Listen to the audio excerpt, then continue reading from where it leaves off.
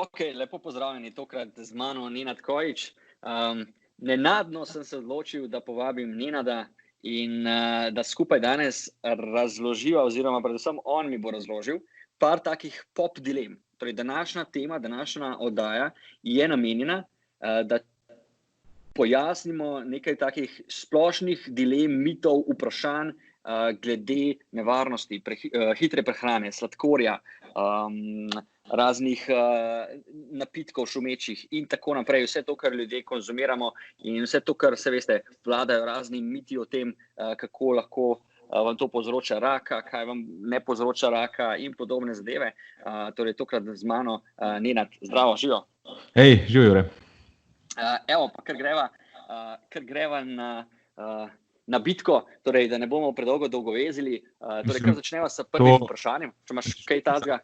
Ja, čakaj malo, mislim, bi se mogel jaz na to kaj tako bojno pripraviti, kako si naj tako uvod si naredil, da se mi je kar malo adrenalin je dvignil. Nisem pričakoval, da bo to tako high stakes debata. Moram, a veš zakaj? Zato, da te, a veš, s tem se ti bolj znanstveno veš, ampak s tem ti malo spodbudim tudi, a veš, ta duh v možganih, da se začne vse še hitreje razmišljati, kot že razmišljaš. A veš, da te spravim v to stanje, ko si poln adrenalina, da boš lahko dal še boljše odgovore. Ne? Tako da ja, na nek način smo v bojnem stanju. Upajva potem na ta učinek. Veš, pa še jutro je, tudi da se morava oba malo zbuditi. Tudi jaz. Dobro, dopoldanje, ni več jutro. Dopoldanje je, ja. Da zame jutro. Ok, torej, greva na prvo vprašanje. In sicer vprašanje, ki sem ga zastavil, oziroma ki smo ga dobili, se nanaša na mikrobiotsko raznovrstnost v našem telesu. Torej, če bi morda razložil, kakšen tip hrane ubija in kakšen tip hrane nam pomaga graditi našo mikrobiotsko raznovrstnost v telesu. Pa kaj to sploh je? Aha, ok. Sva kar začela. Sva kar začela. Je kar visoka stopnička, takoj na začetku, ne? Ja. Ok. Potem najboljše, da najprej mogoče razjasniva, kaj sploh ta mikrobiota je. A si omenil tudi besedo mikrobiom? Mikrobiom, ja. Mikrobiom, mikrobiota, oboje. Ok, cool. V bistvu, dobro, to je zdaj ena taka popularna tema. Ta mikrobiom in mikrobiota sta samo bolj pravilen izraz za to, čemer pogovorno rečemo črevesna mikroflora. Ne? Ker flora je, oziroma čemu rečemo mikroflora. Če se pogovarjamo o črevesnemu mikrobiomu, pa o črevesni mikrobioti, ne? Ker mikrobiom in mikrobiota sta generalno besedi, ki se uporabljata tudi za druge, v primeru drugih mikrobnih združb, ne samo v črevesju. Tako da ta pridevnik črevesno tukaj uporabljamo, ne? Ampak nekoč smo temu rekli črevesna mikroflora. Samo flora je napačna beseda, ker flora pomeni rastline, mikroorganizmi pa niso rastline. Tako da, če najprej sem to razjasniva, mikrobiota je beseda, ki pomeni to ekološko skupnost teh mikroorganizmov. Ne? To so torej vrste mikroorganizmov, to so večinoma te enocelični mikroorganizmi, ki živijo nekje, pač tukaj v najnem primeru v našem črevesju. Nekako domneva se, da je razmerje med temi celicami in vsemi celicami našega telesa nekje med 1:10 do 1:2. Odvisno, kjer kriteriji uporabljava, pa kaj vse. Torej, ogromno jih je. Ja, ogromno jih je, ker načeloma so pač, zdaj, zakaj jih je toliko več? Ker so to enocelični organizmi, njihove celice so bistveno manjše, nekatere celice, naše človeške celice so bistveno večje in samo iz tega naslova jih je številčno več. Torej manjši so. Okay. Ja. Ko pa rečeva mikrobiom, to pa pomeni ves genetski material teh mikroorganizmov. In število genov te mikrobiote, te združbe, je pa domnevno 200-krat večje kot število naših človeških genov. Tako da potem že lahko slutiva, da je to en zelo zmogljiva biološka mašinerija, ne? Ker ta genetski material dejansko določa, česa je neka živa stvar sposobna. Presnovno gledano sposobna. Zdaj, če bi sekvencirala genom te naše črevesne združbe, bi potencialno lahko ugotovila točno, kakšno mašino imamo, ne? Ker vsi geni nekako korelirajo z funkcijami. Okay, super. Da, to si zelo razumljivo razložil, tako zadevo, ki jo mi me veseli.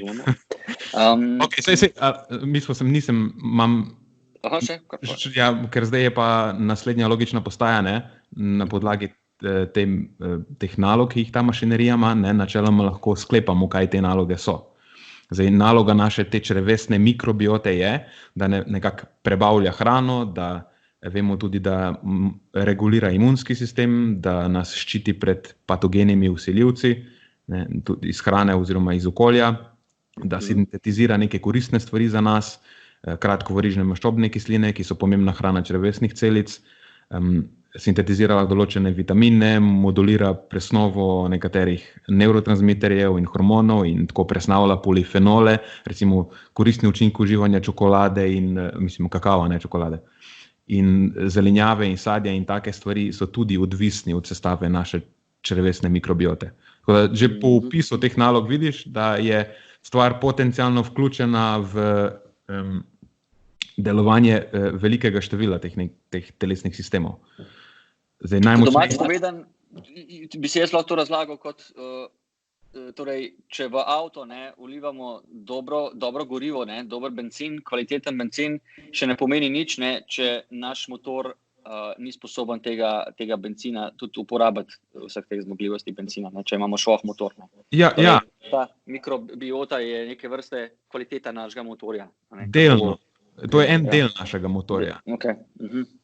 Ker večina absorpcije se zgodi v zgornjem delu prebavnega trakta, pa v srednjem zgornjem delu, v tankem črevesju. Tam so sicer tudi prisotni črevesni mikroorganizmi, ampak jih je bistveno manj in so bistveno manj ključni za ta cel proces. Mikrobiota živi v debelem črevesju, kjer se večji del absorpcije več ne dogaja, oziroma se sploh ne dogaja.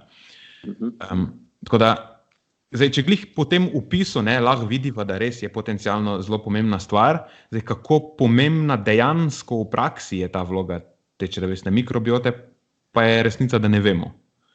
Okay.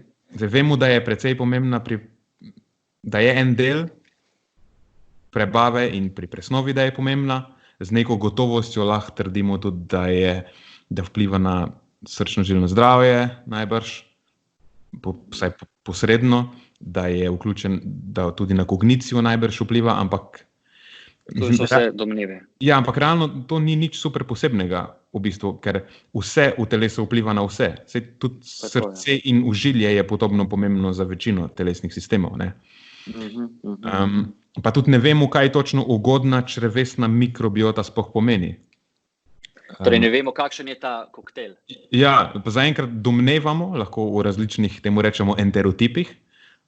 Torej, to je neka, ne vem, kako bi to pojasnil, relativna prisotnost, ali razmerje teh določenih taksonomskih debel. Imamo, to so te večje družine, ki so bolj sorodne mikroorganizmov. Ja.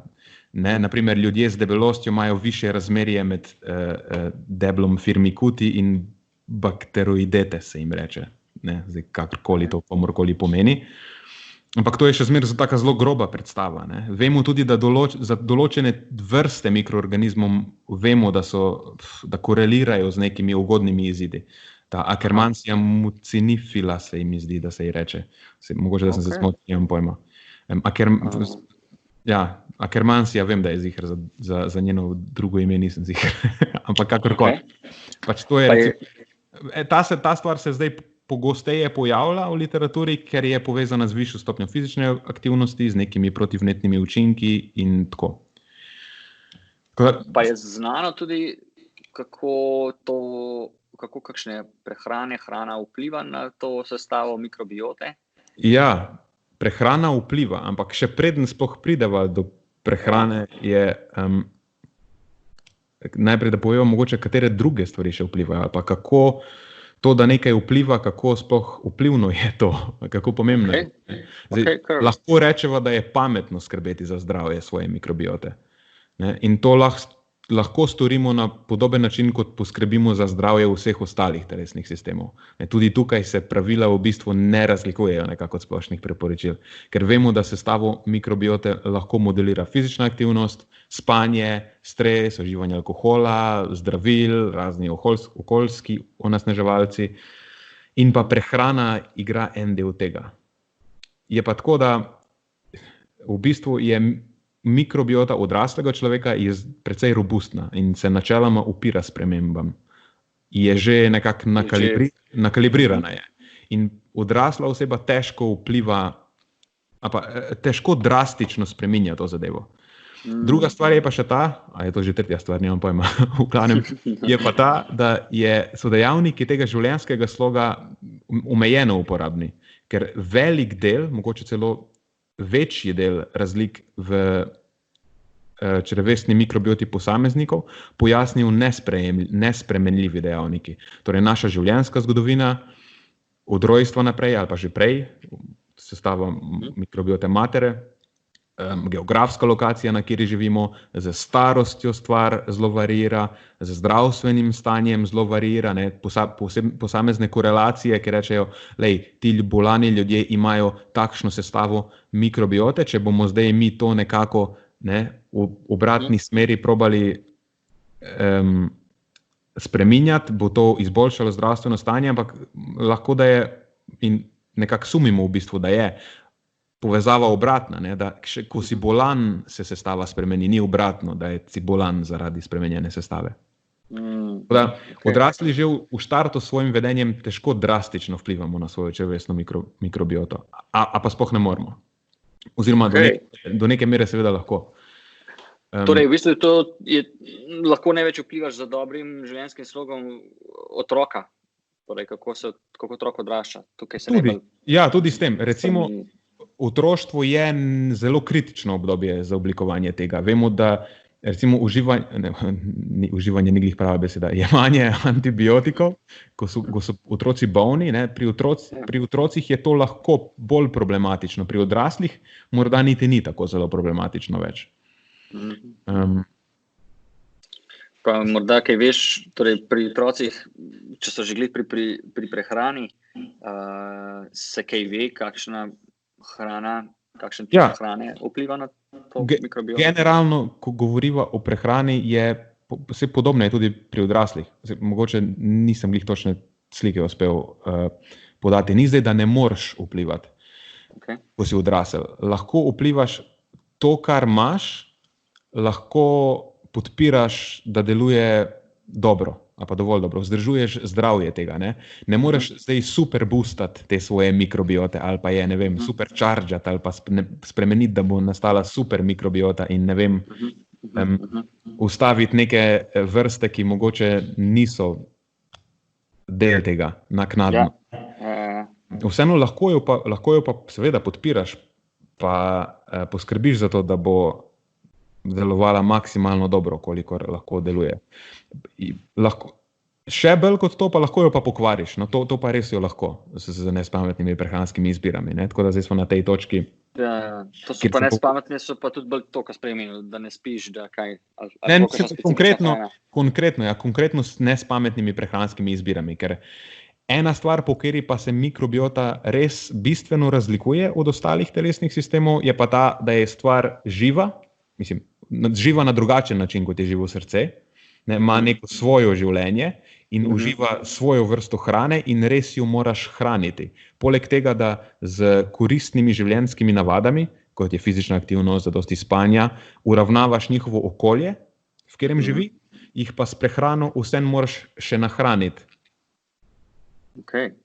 In nekako zadosten vnos prehranskih vlaknin in polifenolov iz čim bolj raznovrstnih, pa čim bolj barvastih rastlin, nekako, da uživaš zadost stročnic, polnovrednih žit, sadja in zelenjave. To sta nekako dva principa za vzdrževanje zdravja črevesne mikrobiote.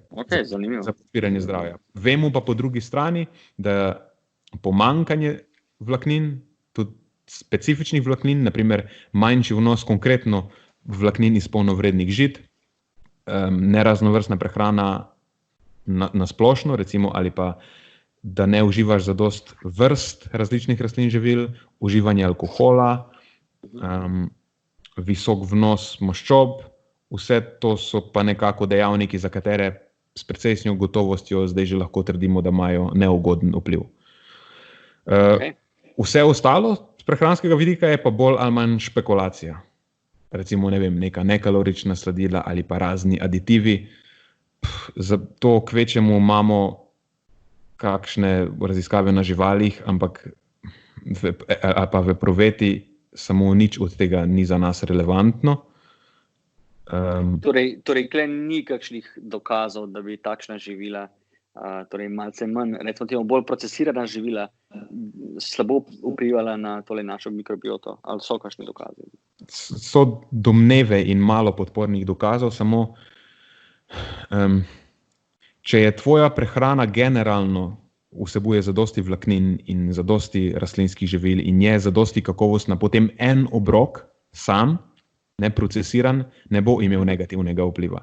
Zdaj, če pa je večina tvoje prehrane procesirane, potem bo to problematično, ampak ne mogoče konkretno in na ta akuten način zaradi te izbire, ampak zato, ker generalno ne uživaš zadosti vlaknin in Razumem. Ja, tako. Tako da ne boš zdaj, če ti ješ kakovostno prehrano, ne boš zaradi enega McDonald'sovega hamburgerja uničil svoje raznovrstnosti. Pred kratkim, mislim, da je bilo to 2 leti nazaj, so slovenski znanstveniki, lahko bi mogoče poiskal, ki je to raziskavo zelo na hitro, če odprem urejevalnik virov, pa medtem, če lahko govorim, iščem naenkrat, so poskusili ugotoviti ta core mikrobioto slovenske populacije in kaj dejansko močno vpliva na našo slovensko mikrobioto. Ja, oziroma kaj so tisti najbolj ugodni dejavniki. Mislim, da je visok vnos rastlin in fizična aktivnost sta bila najbolj vplivna dejavnika. Zdaj tega ne... Zanimivo. Kaj pa potem pri ljudeh, ki pa ne jejo teh, ki jejo samo meso ali pa ki jejo, ne vem, samo... Aha. Ja, no to pa so recimo... Ja, iz teh naslovov imamo pa potem dokaze o tem, kaj za te stvari, ki vemo, da negativno vplivajo. Pomanjkanje rastlinskih živil, visok vnos maščob, naprimer pri otrocih, ki morajo uživati ketogeno dieto, zaradi tega, ker so epileptiki, imajo refraktorno epilepsijo in jim zdravila ne delujejo. To je recimo trenutno edina klinično potrjena aplikacija ketogene diete, ker jim pomaga uravnavati epilepsijo. Pri njih pride do sprememb v črevesni mikrobioti, tako v sestavi kot v številčnosti. In te spremembe zdaj nekako že vemo, da so neugodne spremembe. Ta shift v njihovi mikrobioti je neugoden. Tako da pač za njih je to, smiselna cost-benefit. Cost-benefit, tako je. Cost-benefit kalkulacija je za njih smiselna, ker je to epilepsija lahko se močno zajeda v kakovost njihovega življenja. Bistveno bolj kot recimo neke te spremembe v črevesni mikrobioti, ki se bodo morda pokazale čez 30 let. Torej pač tudi ni še kakšnih zelo močnih dokazov, koliko vpliva recimo samo rastlinska ali samo mesna prehrana na spremembo mikrobiote. Mislim, ne vemo, da lahko vpliva negativno. Samo, ne vem, težko bi podal, se tudi to ni moje, nisem mikrobiolog, ni moja točno specialnost. Težko to kvantificiramo. Vemo, da ta neugodna sestava, kot jo vidimo pri teh otrocih, recimo, ki so na ketogeni dieti, je povezana z višjim tveganjem za razvoj raka na prebavilih, konkretno na debelem črevesju, da je korelira tudi z nekimi drugimi neugodnimi izidi v smislu kardiovaskularnega zdravja. Tako da to vsekakor vemo, da je neugodna stvar. In vemo, da visok vnos vlaknin in rastlinskih živil na splošno korelira z boljšim zdravjem. Tako da vsekakor je smiselno podpreti zdravje svoje mikrobiote na ta način. Samo vidim pa včasih vsem, da se preveč pomena pripisuje tej mikrobioti, a veš,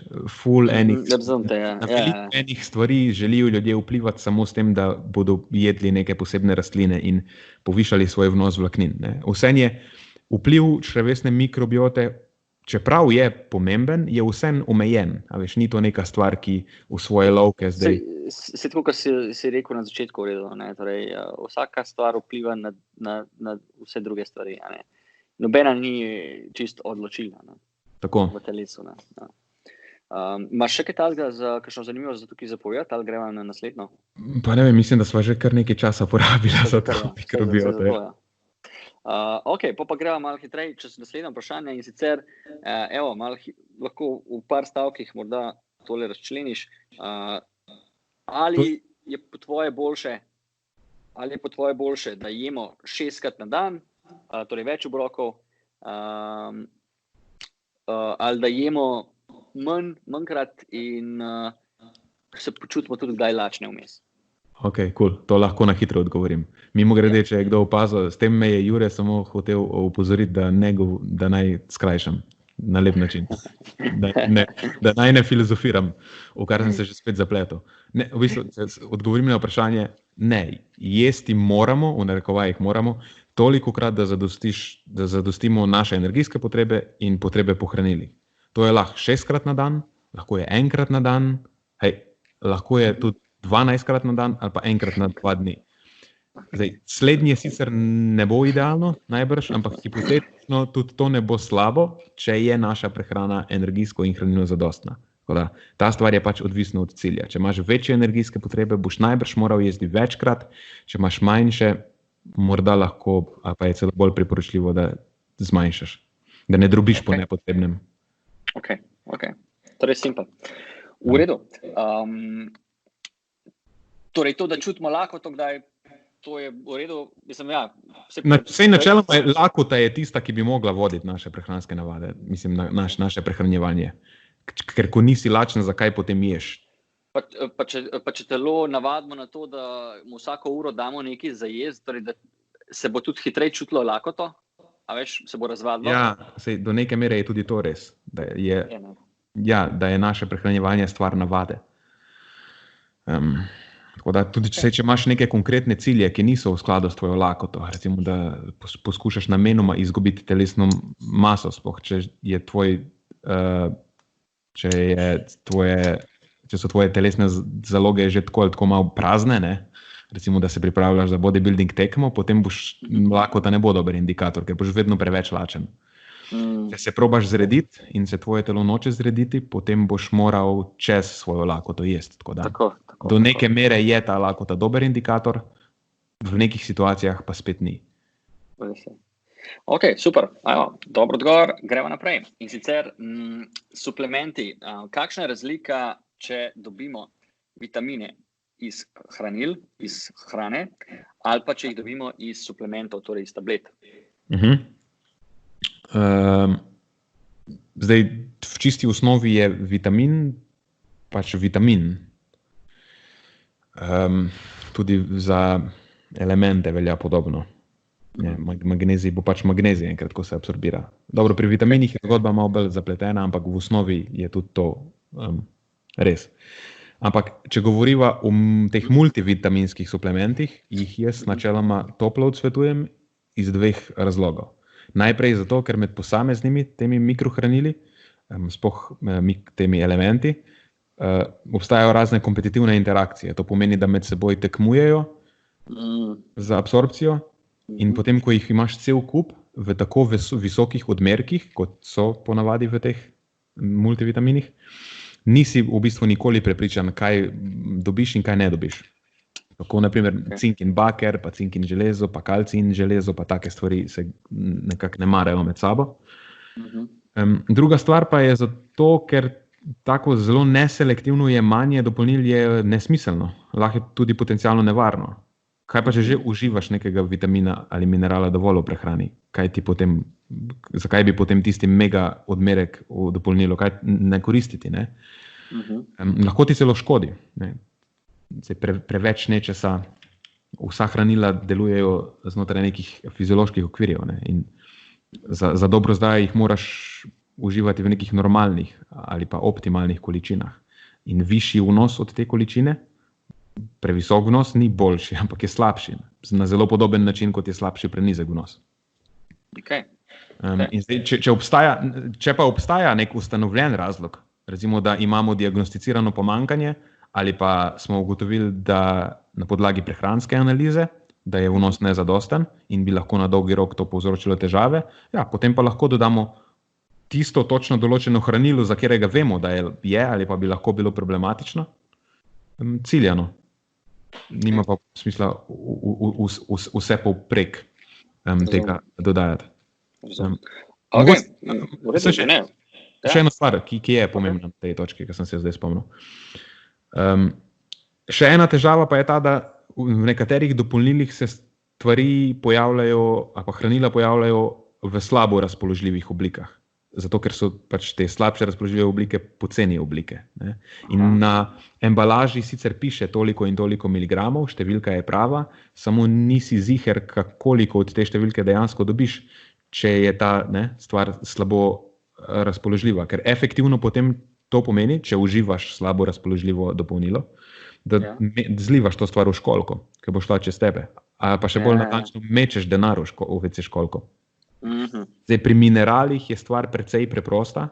Načeloma so organske soli, torej mineral vezan na neko organsko molekulo. To so glicinat, glukonat, citrat, take stvari. To so vse magnezijev, cinkov, in potem dodaj glukonat, citrat, bisglicinat. To so dobro razpoložljive oblike. Neorganske oblike so potem, recimo oksid, magnezijev oksid je slabša razpoložljiva oblika. Tako da pri mineralih je stvar precej straightforward, torej preprosta. Pri vitaminih je pa zgodba malo bolj zapletena in specifična, ampak... Torej, če že kupaš, se splača kupiti kvaliteten vitamin, pa samo eno vrsto, da se ne mišljamo. Tisti, ki ga veš, da ga potrebuješ. Okay. Super.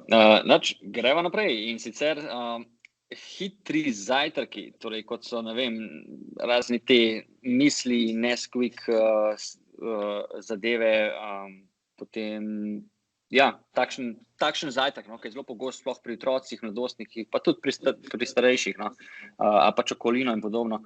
A to vsebuje karkoli koristnega tudi za nas, ali gre v bistvu samo za neko hitro bombo energije?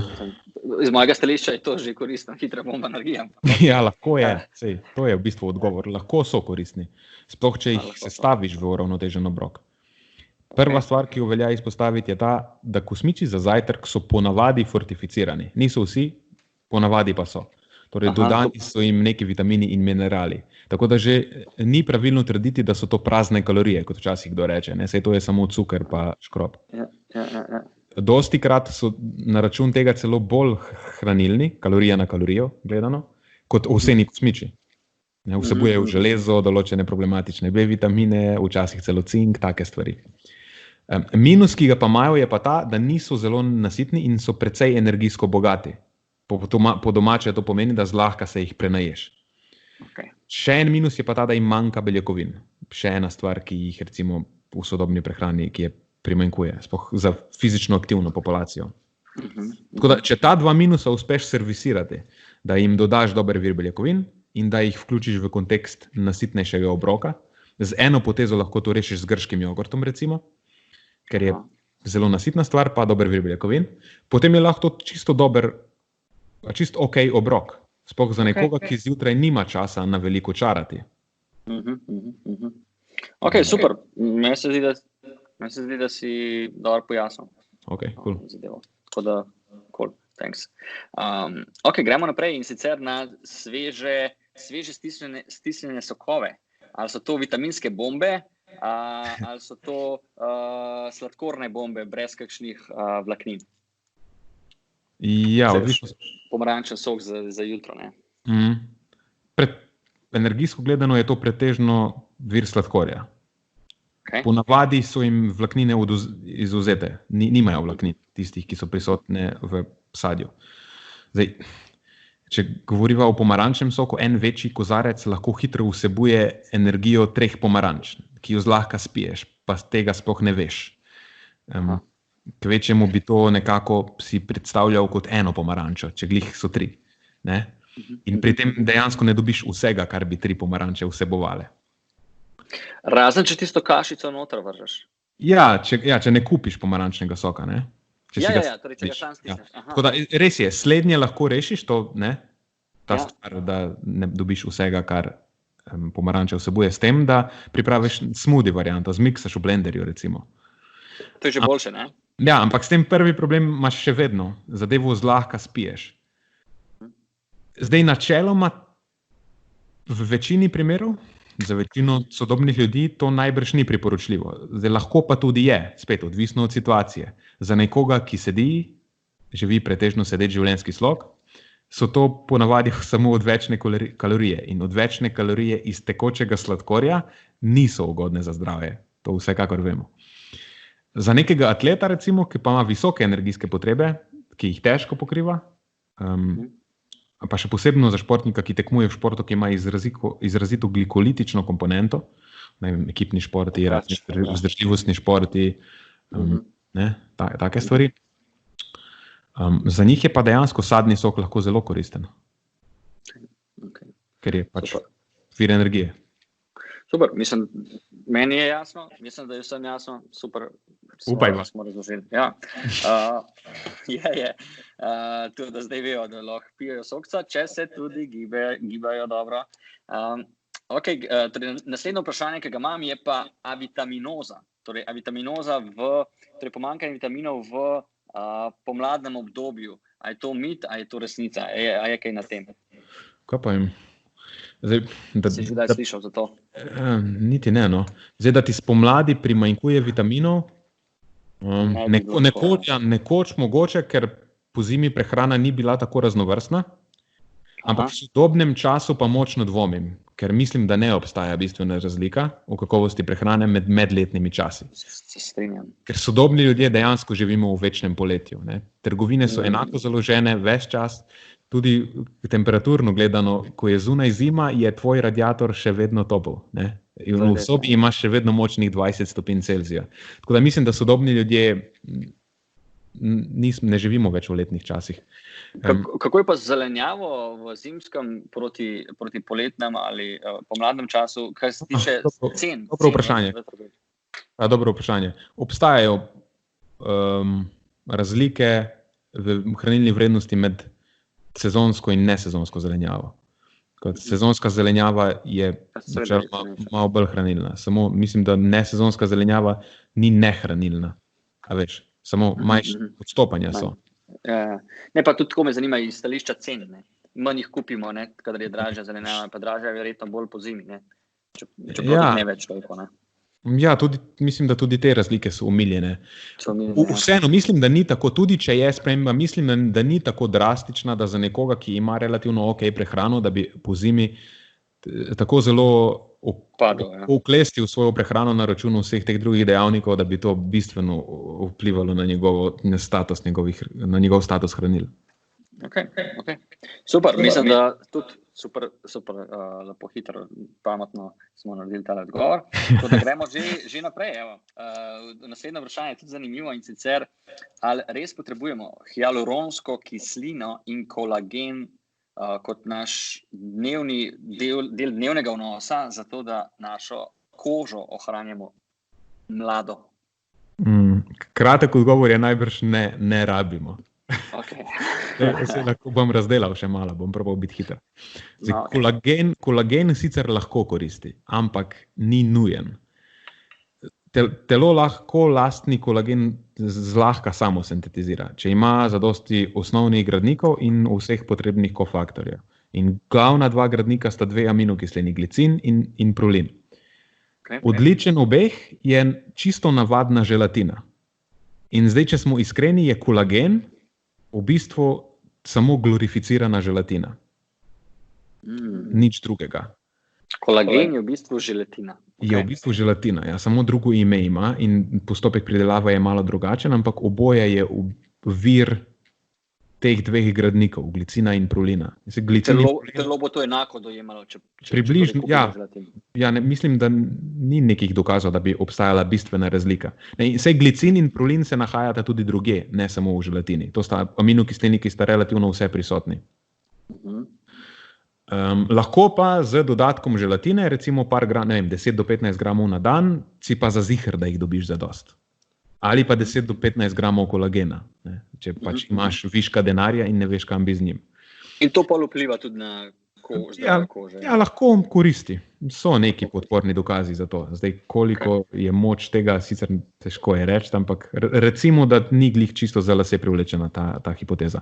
Pa glede na to, da ni drago. Ne? Ja, kar je pa še poleg tega pomembno omeniti, da je pomembno vlogo pri sintezi kolagena ima tudi vitamin C. Tako da mogoče je to še bolj pomembno, kot da je tvoj status vitamina C. In vitamina C realno rabiš zelo malo. 100 mg je čisto dovolj. To je porcija in 2 zelenjave, pa kos sadja in imaš vrh glave. Vitamin C realno ni zelo težko dobiti iz prehrane. Razen, če res delaš neumnosti v prehrani, če si karnivor.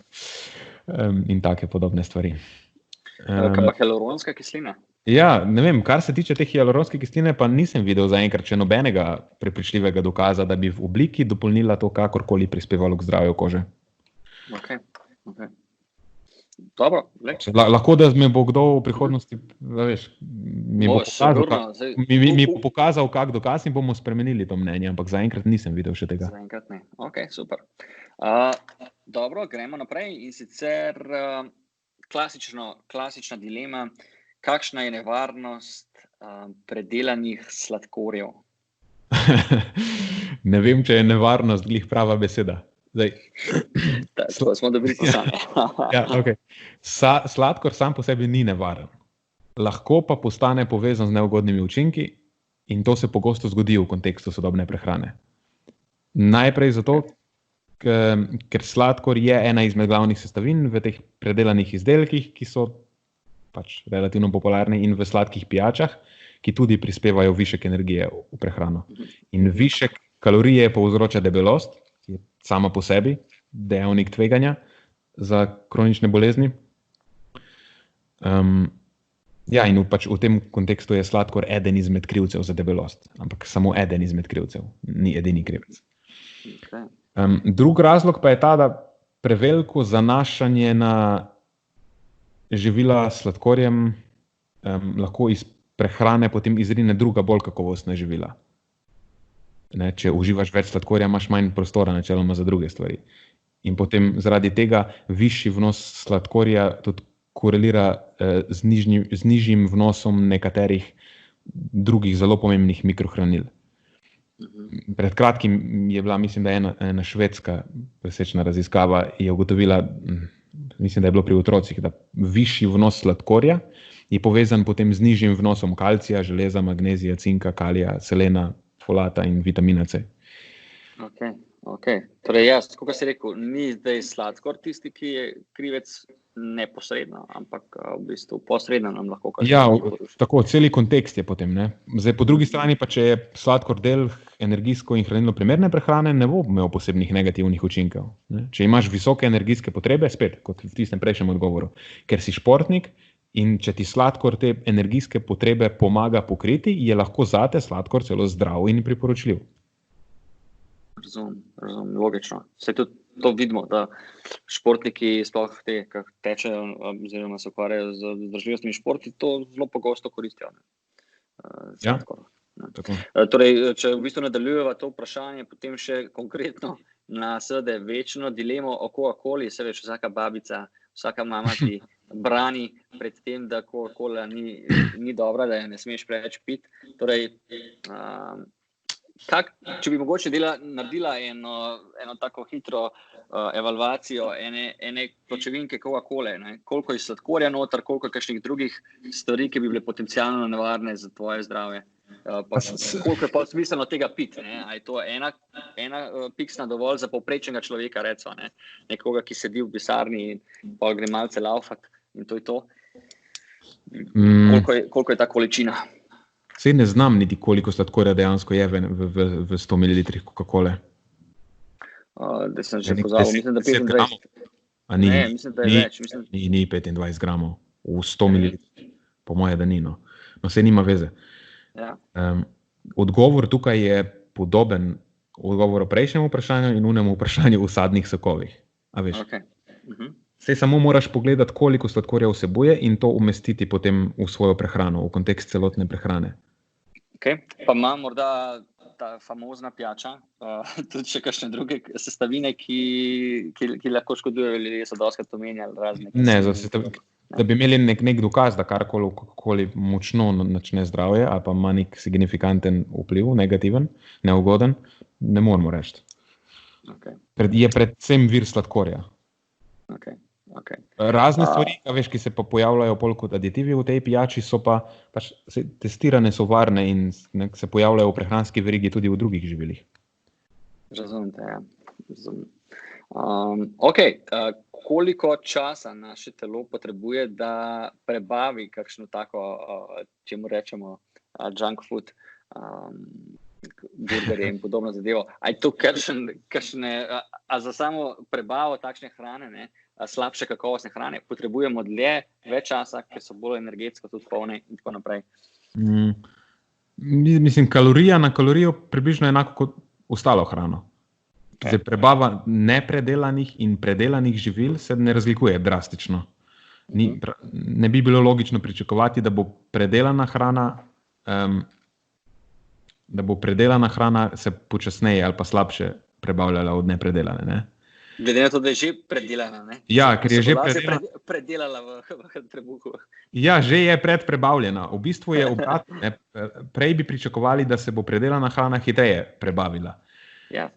Kar bolj vpliva na hitrost prebave, je energijska vrednost obroka. A veš, masten hamburger z ocvrtim krompirčkom bo energijska bomba. To je lahko obrok, ki je hitro vreden 1000 kalorij. In takšna količina kalorij bo seveda ostala dlje v želodcu kot nek lažji obrok. Ne? Razumete. Ok. Morda naslednje vprašanje malce, če razčleniš oziroma malo pokomentiraš te naše oziroma splošno med publiko, je dosti prisotnih strahov pred raznimi dodatki v prehrani, in sicer to so emulgatorji, razne non-saturated fats, torej potem razna olja, razni konzervansi in podobno, kako to vpliva na naše zdravje, endokrinni sistem in tako naprej. Ojačevalci okusa, to sem še pozabil. Samo po sebi ni spet nič posebnega. Dokler je naša prehrana kot celota energijsko uravnotežena in hranilno zadostna, to najbrž ne bo imelo negativnega vpliva. Lahko pa nastane težava, če te stvari igrajo preveč prominentno vlogo v naši prehrani. Potem na račun tega lahko zaužiješ preveč energije, preveč pokvarjenih olj, preveč teh polinenasičenih maščobnih kislin. Če glih sploh pri teh polinenasičenih maščobnih kislinah mislim, da trenutno vlada precej netočna predstava o njih med splošno javnostjo. Ja. Polinenasičene maščobne kisline so povezane z ugodnimi učinki na zdravje, sploh kardiovaskularno zdravje. Tako da nisem prepričan, od kje je točno ta gonja proti polinenasičenim maščobnim kislinam. Lahko postane težava, če jih toplotno obdelujemo na neprimeren način, ker se pač niso tako toplotno obstojne. Torej, če jih prepečemo. Ja, to niso načeloma maščobe, s katerimi bi pražil pa cvrl, jih zažigal in se na splošno maščobo noče zažigati. Če pa igrajo te stvari preveč prominentno vlogo v naši prehrani, potem pa lahko bi imele negativen učinek. Torej, bolj problem tega, da mi toliko cvremo, razne pomfrije in te zadeve, ker tam se toplotno zelo obdelajo zadeve, ne? Ja. Je to lahko bolj problem. Ja, cvrt je na splošno neka stvar, ki jo tako generalno odsvetujem. Ker tudi, če imaš živilo, ki ima ugoden učinek na zdravje, cvetača ali pa ribe recimo. Če to stvar odsvreš, si te ugodne učinke dobesedno, spustil si jih po you flush them down. Ker je toplotno tako močna obdelava. Ne? Ja, a veš, pač zaradi same te količine dodatne energije, ki ga zdaj ima to živilo, tudi med cvrtjem se tvori se več teh spojin, ki imajo neugodne učinke na zdravje. Tako da potem je kombinacija vsega tega, ne, kumulativno je taka, da pa je to neka stvar, ki mogoče ni priporočljiva, da jo uživaš prevečkrat. Ampak spet, če je to samo enkrat tu in tam, a veš, ne bo moglo uničiti vsega tvojega koristnega dela pri prehrani, ki si ga opravil, ne vem, v enem tednu, če je to enkrat na teden. Zdaj, če je pa to, a veš, vsak drug dan, potem je pa to pa že lahko ima učinek. Ok, super. Gremo na naslednje vprašanje, sicer, če so zdaj že toliko malo povedali o teh sladkorjih in njihovim učinku in tako naprej, kako bi zdaj dal kakšno priporočilo, da v kakšnem kontekstu naj uživamo potem te hitre sladkorje in ogljikove hidrate. Ne? Predvsem me zanima, kako se izogniti temu, da bi bili utrujeni po zaužitju teh sestavin, zato ker ljudje se pogosto počutijo tako hiter, se veš, energy spike, potem pa zaspijo po teh hitrih sladkorjih. Torej, v kakšnem kontekstu bi jih pa lahko jemali, da bi nam koristili, da bi nam boostali sistem? Ok. Zdaj obstaja en pojav, ki se mu reče postprandialna somnolenca. To je v bistvu samo ful hudo zveneča beseda, ki po domače pomeni zaspanost po obroku. Po obroku, ja. Ampak razlog za to niso hitri sladkorji ali pa ogljikovi hidrati, ampak energijska vrednost obroka. Ja. Ker prebogat obrok ali iz ogljikovih hidratov in sladkorja ali iz maščob ali iz kombinacije obeh bo pač imel ta učinek. Zdaj je pa res, da so v sodobni prehrani obroki z veliko ogljikovimi hidrati tudi energijsko bogati obroki, ne, ker ne vsebujejo, ne samo zato, ker vsebujejo ogljikove hidrate, ampak poleg tega ponavadi tudi kupenih maščob. In kombinacija tega nas potem lahko uspava. Zakaj točno, nisem prepričan, ampak nekako mogoče zato, ker gre več krvi v prebavila. Ali to je neka taka, ja ne vem, če to drži. To je taka ljudska, ja. To je taka ljudska razlaga, ja. Je pa napačno reči, da so zato krivi samo ogljikovi hidrati ali sladkor. Pač kriva je skupna energijska vrednost obroka, ki je ponavadi kombinacija ogljikovih hidratov in maščob, obeh v prevelikih količinah. Še en drug pojav pa res je pri ljudeh, ki slabo nadzorujejo svoj krvni sladkor, recimo, ki so že na poti, da postanejo diabetiki, a pa imajo preveliko telesno maso, tudi povezana s slabšo regulacijo krvnega sladkorja. Lahko potem uživanje ogljikovih hidratov, ki precej hitro preidejo v obtok in sprožijo velike količine inzulina. Potem v drugi fazi to povzroči, da jim ta krvni sladkor hitro pade in jim pade pod neko mejo, pod neko normalno mejo in so potem zaradi tega se počutijo slabše. Samo to je precej manjši del populacije, zelo specifična populacija, ki bi imela ta problem. Za nekega posameznika, ki dobro nadzoruje ravni svojega krvnega sladkorja, tudi če poje neko živilo z, kako se temu reče v narekovajih, visokim glikemičnim indeksom, recimo čokolada. Čokolada niti nima visokega glikemičnega indeksa. Mu to ne bo povzročilo težave. Zdaj, odvisno, katera čokolada. Navadna čokolada je vir maščob, pretežno, in te maščobe upočasnijo, a veš, prehajanje sladkorja v obtok. Torej, navadna čokolada ni toliko samo sladkorna bomba, je tudi maščobna bomba. Energijska bomba je. Energijska, ne. Ja. Ker je slajena maščoba. To je tisto, kar je načeloma najbolj okusno. Kombinacija maščob in nekega okusa, ali sladkega ali slanega. Ok, torej v kontekstu, v katerem sem govoril, pol bi bilo kaj, najbolj smiselno take zadeve, kot so sladkorji, neki hitri sladkorji, zaužiti med ali po ali pred fizično aktivnostjo. Neko grem v pisarno, pa grem delati. Ja, točno tako. Ja. Ok, razumem. No, super, evo. Mi je jasno. Torej, če gremo naprej še na neuromediatorje, Sicer ne vem čisto točno, nisem jaz tega vprašanja dal, ampak torej, kakšen je vpliv hitre prehrane, sladkorjev in tega, kar sem zdaj govorila, na nevromediatorje? Torej, kako vpliva na naše razpoloženje, motivacijo in tako druge psihološke vidike možgane? Je tukaj kaj dokazano? Okay. Nisem tudi jaz prepričan, kaj točno je s tem vprašanjem mišljeno. Predstavljam si približno. In mislim, da to vprašanje nima samo enega odgovora. Različne stvari v prehrani imajo lahko zelo raznolike vplive na naše možgane in na naše počutje.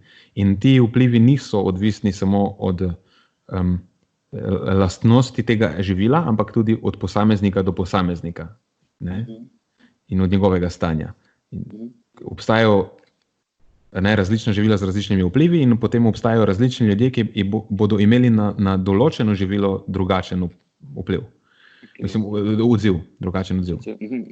In že če vzameva za primer samo sladke stvari, ne, imamo več različnih okusov in imamo spekter teh različnih okusov za vsakega posebej. In če vzameva samo sladke stvari, vsa sladka živila ni to en monolit z istim živilom. Ker različni viri sladkosti sprožajo drugačne odzive. Naprimer, možgani odreagirajo na sladkor drugače kot na sukralozo ali pa na neko drugo sladilo. In mislim, da trenutno tudi težko rečemo, kateri od teh odzivov je boljši ali pa slabši. Vemo samo, da sta drugačna. Ker to je področje, na katerem se mi zdi, da je še zaenkrat zmeraj velika luknja in marsičesa ne vemo. Imamo razne te brain imaging raziskave, ki slikajo možgane z različnimi tehnikami in kažejo, kako se možgani drugače v narekovajih osvetlijo, v raznih držljajih. Ampak nisem ziher, kaj točno nam te stvari lahko uporabnega sploh povejo. In mislim, da niti tisti, ki te raziskave izvajajo, niso 100% prepričani, kako to interpretirati. Je pa tako, da vedno, ko imaš neko področje znanosti, ki je v tako zgodnji fazi razvoja in ko je toliko stvari še neznanih, da to je potem vedno priložnost, da usklijejo vse sorte nekih nepodkrepljenih trditev in nesmislov, ki pa jih ponavadi propagirajo ljudje, ki o tem nimajo veliko pojma in ne ljudje, ki o tem dejansko nekaj vejo, ker te slednji so vedno bolj zadržani. Ne? Mislim, da to je precej soroden problem kot tam pri mikrobioti. Je znanost o povojih, o katerih ne vemo zelo dosti, in potem neki ljudje, ki imajo, neke neke interpretacije. Ja, sploh še imajo kaj za prodati, ne? Potem zlahka v teh sivinah pa najdejo seveda možnost za to, da te Ja. Ok, razumem. Naslednji mit, sedaj so že proti koncu, še par teh mitov. Torej, naslednji ta mit, ki je zelo pogost, in sicer vpliv čebule ali česna na naš imunski sistem. Se veš, modrosti naše družbe nam govorijo, da moramo jesti čim več čebule in česna, da bomo močni. Kaj na tem? Ok. Zdaj, česen in čebula, to so lukovke, jim rečemo tudi, ne? Kot rastlinam, se mi zdi. Dol na jugu rečejo luk, ne? Ja. Tako da te lukovke načeloma kot skupina živil so teh nekih vir žveplov vsebojočih spojin, ki v epruveti kažejo neke antimikrobne učinke, bo rekla temu. Ampak to je v epruveti. Zdaj, kako je to za imunost v praksi relevantno, mislim, da je zelo vprašljivo. Obstajajo neke povezave z nižjo pojavnostjo sploh lažjih teh respiratornih obolenj, oziroma obolenj tega zgornjega respiratornega trakta, ampak vse to je bolj ohlapno in jaz ne bi glih stavil preveč denarja na to. Je tako, uživanje lukovk sigurno ne bo škodilo. In tudi, če nimajo bistvenega ugodnega učinka na imunost, pač vsebujejo kup drugih zdravju koristnih stvari in so vsekakor odlična prehranska izbira. Sem fan, priporočam, da jih uživate, sam na imunski sistem nisem prepričan, kako bodo vplivali. Ok. Naslednje vprašanje je o kancerogenih v naši hrani. Okay. Mogoče, če poveš, če so kaj prisotni, v kakšni količini in kakšna je resnična nevarnost, če je. Dobra vprašanja. Zdaj, glede teh kancerogenov oziroma karcinogenov je tako, veliko stvari v našem okolju je karcinogenih. Sploh, če te stvari testiraš v epruveti in raznih celičnih kulturah. Ne? Izolirano, ne? Ja, izolirano. Ampak je potem vedno vprašanje, kaj to pomeni v praksi za nas prosto živeče organizme. Ne? In tudi, če je stvar v praksi potem karcinogena, kako velik je dejansko ta vpliv. Naprimer, zdaj, če ugotoviva, da so policiklični aromatski ogljikovodiki, to so te organske spojine, ki nastajajo pri toplotni obdelavi raznih živil, mesa naprimer. Če ugotoviva, da so karcinogeni. Zdaj, to je mimogrede res, to je ustanovljeno, da so. Aha. In zato se ne svetuje premočno obdelovati mesa, a več zažigati ga na žaru in tako. Yeah. Ampak kaj zdaj za naju to v praksi pomeni, če sva ugotovila, da je meso na žaru vir policikličnih aromatskih ogljikovodikov, ki so dokazano karcinogeni? Ne? A bo to dejansko imelo močan učinek na stopnjo tveganja za raka stopnje? Recimo še hipotetično, recimo da nadaljujemo to. Če hipotetično ugotoviva, da bova zaradi tega umrla 5 let prej, a bova zaradi tega nehala jesti meso za celo življenje? Pa mimogrede nimamo niti slučajno teh dokazov, da bi lahko to trdila. Zaenkrat samo vemo, da imajo karcinogeni potencial, ne znamo pa točno kvantificirati negativnih učinkov teh raznih karcinogenov, vse ne samo teh. Pa kje so še tako kakšni kancerogeni? Pa načeloma v mesu, prepečenem mesu? Ja, prepečenemu mesu, vseh, tudi v krompirju recimo je akrilamid. Aha. Vse povsod, kjer neka stvar toplotno obdeluješ, a veš, v tistih oljih, ki si jih prej omenil. Veš, tudi v kavi dejansko, ki jo narediš. Aha, torej vsaka... Ja, vse prisotni so, vse to hočem reči. Vsaka vroča zadeva, topla zadeva, v bistvu. Ja, pa se niso niti samo tam, ki so še druge. Tudi naravno prisotne, neke spojine, ki so naravno prisotne v rastlinah. Ja, so v izolirani kulturi, kažejo karcinogeni potencial. Ne? Recimo v cimetu. Zdaj mi je zavraga, zdaj mi je ušla mi je beseda, ampak je substanca, ki je hepatotoksična. Pomeni, da če bi preveč cimeta jedel, hipotetično, lahko povečaš svoje tveganje za raka na jetrih. Samo, a veš, vse je to spet bilo preverjeno na celičnih kulturah. Razum, izolirani. Na to tveganje vpliva marsikaj. Zdaj, ti zunanji karcinogeni so samo en kos te sestavljanke. Če se vrnemo k mesu, je zelo pomembno tudi, kaj ješ zraven tega. A boš jedel dovolj zelenjave k obroku? Ker vemo, da potem zelenjava lahko, oziroma snovi v zelenjavi neke te stvari vežejo in jih v bistvu izločiš. Tudi črevesne celice potem nadzorujejo absorpcijo teh stvari, ne spustijo kar vsega neselektivno v obtok. Seveda. Kako je tvoj obrok drugače uravnotežen? Kaj si jedel prej? Kaj boš jedel potem? Kakšen je tvoj status hranil? Ne? Vse to je bistveno bolj pomembno in tudi modulira to tveganje zaradi karcinogenov. Tako da mislim, da se nima smiselno ukvarjati samo z določenimi enimi snovmi v prehrani. To je karcinogena stvar, dokazana na celičnih kulturah, zdaj tega se moramo izogibati. Ker ne vemo, če je to izogibanje sploh smiselno. Ampak tako generalno bi rekel, da je boljše potem jesti steak, kot pa meso, ki so ga mamice, stare mame včasih prepekle 5-krat. Ja, mislim, to je tako common sense priporočilo, pač ne zažigati svojega mesa preveč. Zdaj, a veš, navadno, normalno narejen zrezek, malo rjav, pa boš pojedel zraven ful zelenjave, pa ne vem, jaz se pač s tem ne ukvarjam, ker se mi zdi, zaenkrat nimamo dokazov, da bi bilo to smiselna investicija mojega časa.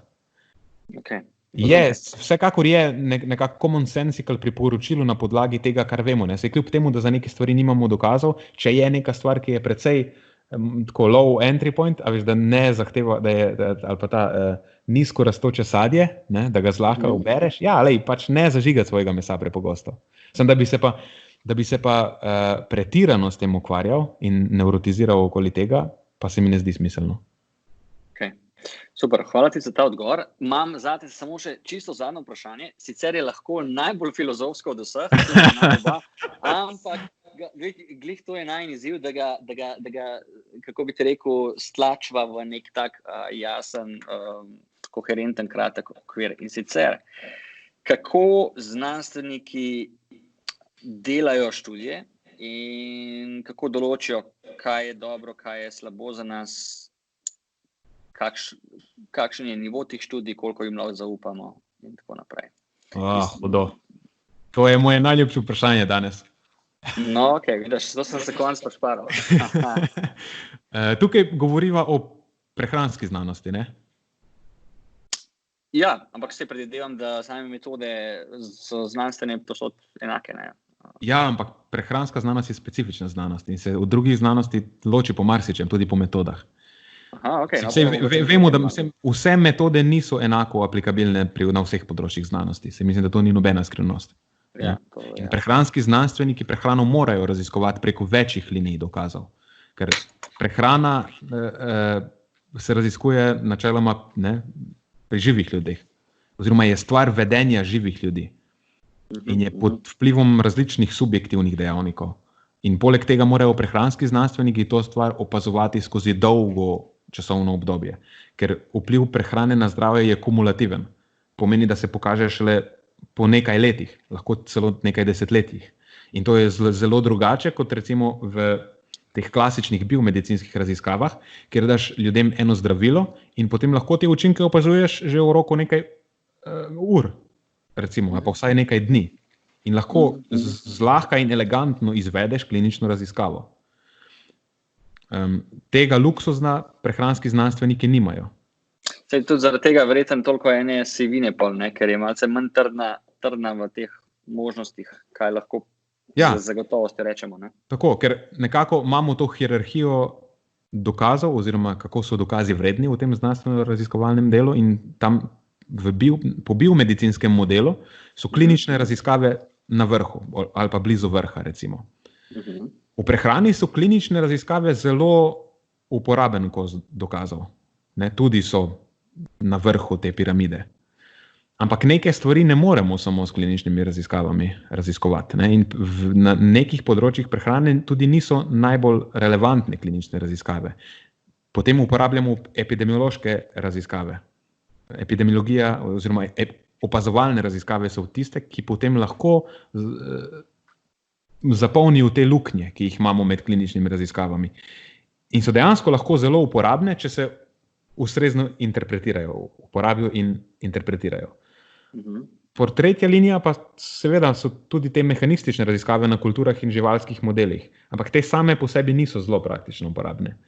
Niso zelo močni. Ja, lahko so podpora opazovalnim in kliničnim raziskavam. In morda je to celo en največjih problemov pri prehrani danes, da nekateri želijo preveč sklepati na podlagi študij na teh živalskih modelih, ki pa te ugotovitve ponavadi se zelo slabo ali pa se sploh ne prenašajo na ljudi. Tako da, ja, pač moramo vedeti, da znanost je proces, da v znanosti ni nič nikoli zagotovo potrjeno, da neka ugotovitev pač vedno obstaja na spektru gotovosti. In če to trditev podpira več linij dokazov, potem lahko z neko mero gotovosti trdiva, da to najbrž drži. In zato je, ja, pri prehrani vedno moraš nekako triangulirati, iskati, koliko linij dokazov neko stvar podpira in potem z neko gotovostjo lahko trdiš, koliko od 0 do 100% je ta trditev najbrž pravilna in nikoli ne more biti 100%. Nekaj, kar vemo z relativno gotovostjo, je na primer vpliv nasičenih maščob na ravni LDL holesterola v krvi in potem vpliv tega LDL holesterola v krvi na tveganje za srčno-žilne bolezni. Za to stvar imamo tako klinične raziskave, imamo epidemiološke raziskave, imamo te genetske raziskave in vse to imamo podprto z mehanističnimi raziskavami. Tako da za to stvar, da previsok vnos nasičenih maščob poviša ravni LDL holesterola v krvi, ki se potem korelirajo z negativnimi izidi srčno-žilnimi izidi, oziroma celo, da je ta stvar kauzalno upletena v to, ne, da povzroča srčno-žilne bolezni, ja, ta stvar je precej done deal. Tako da to je en primer, ki je zanikati to stvar skoraj prehranski ekvivalent tega, da rečeš, da je zemlja ravna. Okay. Ampak to je v prehrani redkost, se mi zdi. Pa bi rekel, da večino študij oziroma ugotovitev potem iz samih študij temelji bolj na statistični korelaciji, torej v študijah, ki v bistvu merijo različne parametre in potem gledajo statistično povezavo med temi parametri, kaj bi morda lahko povzročalo nekaj drugega, ali so to tudi dokazane vzročne povezave? Ja, ko govoriva o mehanističnih raziskavah, seveda pričakuješ neke zelo konkretne izide, ampak saj tudi te konkretni izidi potem morajo biti statistično preverjeni. Ne? Saj tudi, če epidemiološko gledaš skupino ljudi, ki dejansko umirajo za srčno-žilnimi boleznimi, pa je to opazovalna raziskava, ne, s statističnimi metodami to ovrednotiš, ampak še zmeraj je to zelo konkreten izid. Je pa res, da epidemiologija kot taka je bolj odvisna od tega, je zelo pomembno, kakšne statistične metode uporabiš in je precej spolsko področje, ki dostikrat se uporabljajo te statistične metode tudi za manipulacijo. Sej, ne, in obstajajo skupine znanstveniki, ki imajo neke svoje interese. Ne, tudi zaradi tega, ker je prehrana subjektivna stvar, je potem pomembno, da upoštevaš več linij dokazov, da si kritičen v svojem razmišljanju, da ne zagrabiš prve stvari, ki jo vidiš, pa takoj tečeš z njo, ampak jo probaš potem primerjati z drugo stvarjo. Tudi mogoče v isti liniji dokazov vidiš, ok, epidemiološka raziskava na tej populaciji kaže to stvar, neka druga znanstvena skupina je pokazala takšno povezavo, na neki drugi populaciji se kaže tako, klinična raziskava mi daje nek drug zaključek, ok, to so nadzorovani pogoji, v teh nenadzorovanih pogojih je tako in, imamo potem mehanistično raziskavo, ki ugotavlja, da so mehanizmi taki in potem potegneš nek zaključek. To je tukaj na sodišču. To so vsi dokazi, ki jih imamo in zdaj beyond reasonable doubt lahko rečemo, da je kriv ali pa da ni kriv. Še zmer so včasih nedolžni ljudje obsojeni. Tako je. In potem čez nekaj časa pridejo na plano neki dokazi ali pa metode, s katerimi ugotovimo, da smo jih obdolžili ali pa oprostili napačno. Ok. Ja, mislim, da smo kar dosti povedala, kar dosti vprašanj zanimivih smo obdelala. Če imaš še kakšno tako zanimivost, da se ti pojavi dole v glavi? Nič kaj takega. Zdaj, če imaš ti kako vprašanje. Ne. Mislim, načeloma mi za konec ostalo samo še eno vprašanje in sicer čisto simpel, da sem ga pustil za tudi, če ga ne, ampak mislim simpel, po mojem tipu zelo simpel. Torej, koliko vode moramo spiti? To je zelo tako subjektivno. Koliko vode? Saj je zelo generalno vprašanje, a ni? Dostkrat sprašujejo to ljudje. Ja, zelo simpel vprašanje. Obstaja zelo straightforward odgovor, pa obstaja en malo bolj od konteksta odvisen. Številka, ki se pojavlja, mislim, da je 35 do 45 ml na kilogram telesne teže. To nobenemu nič ne pove, ampak je pa evidence-based številka. Na podlagi tega si lahko vsak zračuna, koliko tekočine na dan bi bilo fajn približno spiti. 45 ml na kilogram. Ja, 35 do 45. Ampak tudi tukaj ni mogoče dati generalnega priporočila, ki je zelo odvisno. Odvisno je od stopnje tvoje fizične aktivnosti, od stopnje znojenja, od temperature in vlažnosti ozračja, pa v končni fazi tudi od prehrane je odvisno, ker vir tekočin niso samo napitki, ampak tudi prehrana, ki jo uživaš. Če nekdo je veliko sadja in zelenjave in mlečnih izdelkov in takih stvari, pa ni zelo aktiven in se ne znoji dosti, morda sploh ni potrebe, da cel dan karkoli spije. Sploh. Ne rabi spiti nič mililitrov vode. Res? Zdaj neki hipotetičen primer, ampak ziher obstaja en tak primer. Če poješ, zračunaj, koliko mililitrov tekočine je to in če spiješ tu in tam malo mleka ali pa poješ neke skute in potem ješ vodeno sadje, s kako kašo skuhaš za vsenih kosmičev, ki ima že ful vode noter, lahko da ne boš rabil ničesar spiti ta dan. Če si sedeč posameznik. Ja, jaz sem zdaj za sebe na hitro zračunal, če imam 80 kg, torej 36 decilitrov, ne? Torej skoraj 4 litre. Ja. Je tako za mene, ne? Pa te Tako da- tvoji... Prehrano vsekakor moraš upoštevati. Zdaj, tako je, obstaja pa en lahek in v bistvu čisto dovolj evidence-based test. Res boš videl, da je zelo kompleksna zadeva. Reče se mu barva urina. Ko greš na WC, preveriš, če je slamnata, piješ ravno prav. Če je oranžna, ali pa a veš, že ful temno rjava, mislim, ne, Tako, mislim, temno rumena. Temno rumena, rumena. ja. Lej, Temno piješ rumena, premalo. Če je prozoren, piješ preveč. Lej, Okay. to, ravnaš se po žeji in gledaš barvo lulanja. Super. To je Super, vsa znanost, ki jo potrebuješ tukaj. In to se mi zdi, da si zelo dobro naredil zaključek, torej z enim takim simple testom za vse nas, da razumemo. Kar se mi zdi, da tudi vsi razumemo, kadar pogledamo, kadar lulamo. Tako da, hvala ti za tale pojasnila. Ja, z veseljem. Če imaš tukaj še kaj za dodati, lahko dodaš ali pa morda kdaj drugi zopet. Ampak mislim, da so danes kar nekaj zanimivih tem obdelali, tako da sem vesel in bomo to delili z našimi poslušalci. Cool. Veselim. Super. Tako da te pa tudi želim čim bolj uspešen dan še naprej, pa se vidimo v kratkem. Ja, se vidimo. Uživaj. No, uživaj, čau. Ajde.